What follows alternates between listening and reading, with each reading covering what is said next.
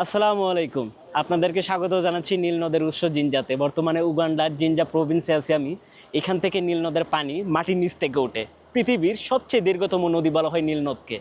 এই নদী নিয়ে প্রাচীন অনেক সভ্যতা গড়ে ওঠে এবং এই নিয়ে অনেক মজার মজার তথ্য আছে যা আমি ডিটেইল ব্লগ হিসেবে আমার ইউটিউব চ্যানেলে আপলোড করে রাখছি। আপনাদের সবাইকে দেখার নিমন্ত্রণ রইল।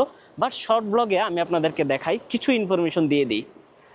এই যে দেখুন, এই নদী থেকে মানে মাটির নিচ থেকে করতেছে পানিগুলো, আশ্চর্যবোধক একটা বিষয়। দেখেন, ওই যে দেখা যাচ্ছে না, ওখান থেকে এই পানিটা উঠেই কিন্তু ইজিপ্ট হয়ে ভূমধ্য সাগরে যায়। প্রায় 90 দিন অতিক্রম করে এই পানি গিয়ে ভূমধ্য সাগরে কিন্তু বিলিত হয়।